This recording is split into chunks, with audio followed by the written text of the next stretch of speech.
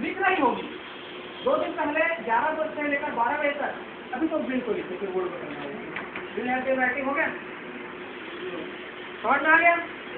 Future में कोई काम किसी पर्टिकुलर स्थिति में अगर चालू है और पर्टिकुलर स्थिति के बारे में if you are talking about particular condition then we would use this will. The meaning of a might have been and a will have been is the same, but it contains a different meaning if you will think in a English manner, not in a Hindi manner. Okay?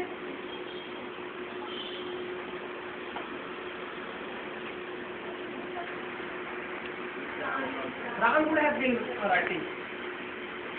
Ram क्या कर रहा है? शायद दिख रहा होगा। ये present would have been. शायद में might लगाओगे और डाउट नहीं है, जैसे कि सिंपली अगर हम लोग बोलते would have been writing, लिख रहा होगा would have been writing होगा, लिख रहा होगा, ठीक है। ये would का प्रयोग फ्यूचर में बहुत कम लोग करते हैं, will का ही प्रयोग करते हैं, will भी कर सकते हैं। It's not a basic difference because जैसे जैसे हम लोग क्या करते हैं, इंग्लिश को मैंने आप लोग को बताया था पोस्टेड फॉर्म रहता है, ठीक है। पहले क्या होता था आई शैल का यूज बहुत होता था, लेकिन आई शैल का यूज नहीं होता, आई यूज होता है। फिर उसके बाद आई विल हुआ। जैसे इंग्लिश में पोस्टेड फॉर्म का मैं आप लोगों को बताता हूँ, तो सिंपल एग्जाम्पल देता हूँ। अंग्रेजों से हमने सीखा मम्मी, मम्मी बोलना अंग्रेजों, ठीक है। अंग्रेज लोग भी अब इसको मम्मी को मॉम करते हैं, अंग्रेजों की देन है। फिर उसके बाद मम्मा हो गया। तो लोग हमेशा क्या करते हैं, कुछ ना कुछ गणित लगाते रहते हैं इंग्लिश में। आई शैल क्या करते थे, उसके बाद आई हो गया, आई विल किए, फिर उसके बाद आई विल को प्रोनाउंस क्या करते हैं लोग, आई कर दिए। तो we have to you know, हम लोग को अपडेट करना पड़ेगा अपने आप को। We have to do operation. Ram would have been writing, Ram will have been writing. Clear हो गया यहाँ पे? इससे कोई doubt? Anybody having any one of doubt? And if you are asking doubt, ask in English. It doesn't mean that if you are having a doubt and I am saying that you are supposed to ask in English. If you are having doubt and if you are not able to speak in English, you could ask in Hindi also. It doesn't make any difference. Okay? आपको English आता नहीं है, हम कैसे बोलेंगे, ऐसा नहीं है ना? हिंदी में भी पूछ लेना। सबको क्लियर है यहाँ पे? अब 18 सेक्शन लिखिए। Ram has been writing section हुआ है कि नहीं हुआ है? शायद नहीं हुआ।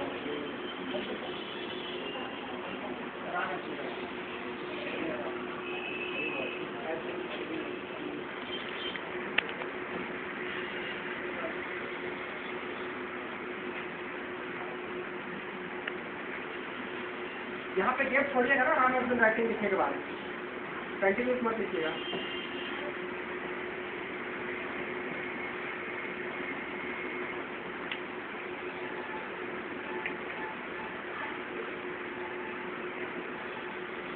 So here we have to see that Ram has been writing, Ram had been writing. Its pronunciation will be Ram has been writing, Ram had been writing. Ram has been writing का मतलब राम लिखते आ रहा है। चालू कर चुका है काम, खोले जी ने चालू कर चुका है और अभी तक करी रहे। सबसे पहले उसको काम दिया हुआ है, अभी तक करी रहे। राम लिखते आ रहा है, मतलब लिख रहा है, लिखते आ रहा है, मतलब समझना वो होता है। हिंदी में अपने तरीके से लिख सकते हैं आप लोग, मतलब the basic thing you have to understand the meaning.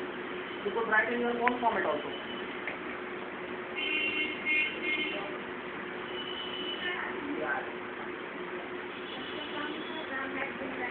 हाँ बता रहा हूँ, किसका हो गया 1900 में जो है राम लिख रहा था।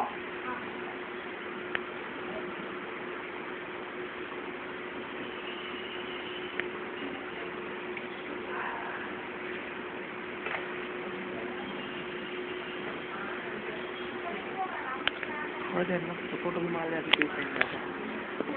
तुम क्लास के लिए अटेंड कर शाम को अटेंड कर लोगे।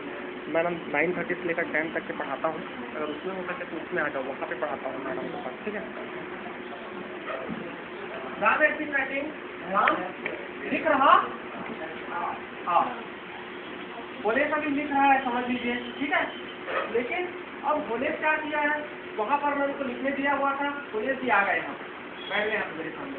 मैं ये नहीं बोलूँगा पुलिस हैज बीन राइटिंग, नहीं बोलूँगा, वो पुलिस हैज बीन राइटिंग लिख रहा था। भैया अभी नहीं लिख रहा, मेरे सामने बैठा हुआ है, समझ आ गए। 19 से क्लियर है, क्लियर। अब ये बताइए यहाँ पे बिना टेंस का इंग्लिश बोल सकते हैं आप लोग? कुछ तो बोल सकते हैं, थोड़ी बोलो फ्रेंड बोलिए, बोल सकते हैं। लगाने की जरूरत है टेंस, जैसे कि अब उसका प्रयोग कैसे करते हैं।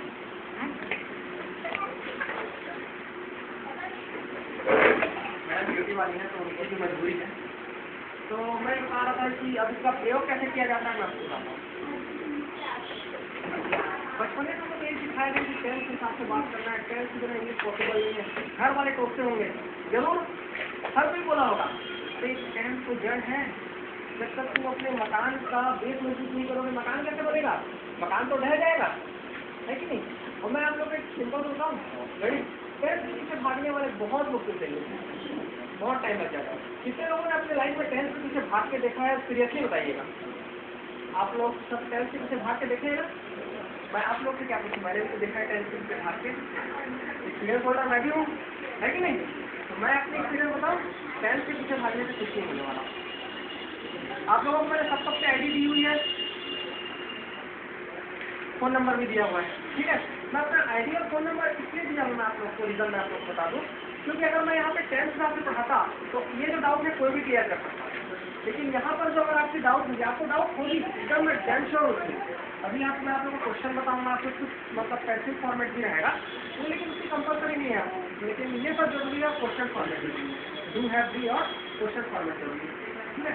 तो इसका जो डाउट है वही क्लियर कर सकता है जो फॉर्मेट का मालूम होगा। अगर आप दूसरे कोई इंग्लिश वाले के पास जाओगे, बोलोगे सर इसका, तो वो यहाँ पे अपने टेंस यूज करेंगे। हैज बीन राइटिंग मतलब प्रेजेंट परफेक्ट कंटिन्यूस है, जो भी लगता है यहाँ पे वो अपना यूज करेंगे। फिर वो अपना गणित लगाएंगे, बेटा ये प्रेजेंट परफेक्ट, तो फिर आप लोग का दिमाग घूम जाएगा। टेंस के हिसाब से बताएंगे, आप टेंस के हिसाब से नहीं पढ़ रहे हैं, ठीक है? फिर ना आपको ये समझ पूछेगा, मतलब समझ टेंस सीखिए, टेंस बहुत जरूरी है, जिसने बनाया बहुत अच्छा बनाया है टेंस जरूर सीखिए, लेकिन while speaking English you don't have to bother about tenses and all that, whether I'm using present perfect, present indefinite, because the chances of speaking English you should command over the language should be a very effective format, you know, language should exist in it, okay? और अगर आप tense के साथ सोचोगे तो मौका चला जाएगा, मतलब सोचते रह जाओगे, यहाँ पे इंडेफिनिट पास्ट में यूज कर दिया है, पास्ट पार्टिसिपल क्या क्या बहुत सारी बातें होती है टेंस में, ठीक है? तो जब आपको देखना है और बोलना है, तो फॉर्मेट के हिसाब से कैसे देखते हैं और बोलते हैं, जैसे कि क्वेश्चन टाइप में फॉर्मेट है, आज मैं उठा, ये करते हैं सबसे पहला काम तो ये करते हैं मेरे ख्याल में सोच के आज मैं उठा। किस प्रकार की बातें कर रहा हूँ मैं? किस प्रकार की बातें, में कौन सा स्ट्रक्चर बात कर रहा हूँ मैं? Second structure. लिखा और उठा एक टाइप मिल रहा है आप लोगों को। आई रोड डाला था मैं, सेकंड फॉर्म में कौन डाला था?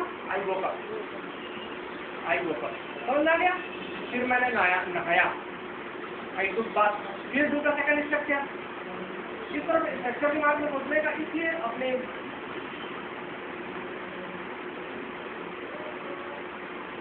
इस तरह से स्ट्रक्चर सोचने का आप लोगों को माइंड में, और उसको फिर इंग्लिश में ट्रांसलेट कर लेंगे सब लोग आप लोग। इसी प्रकार का टेंस की जरूरत है, तो ग्रामर की जरूरत है यहाँ पे। उसके बाद ट्रांसलेट करने के बाद अपने मन में बताइए उस चीज़ को, फिर आपस में बोलना चालू करिए।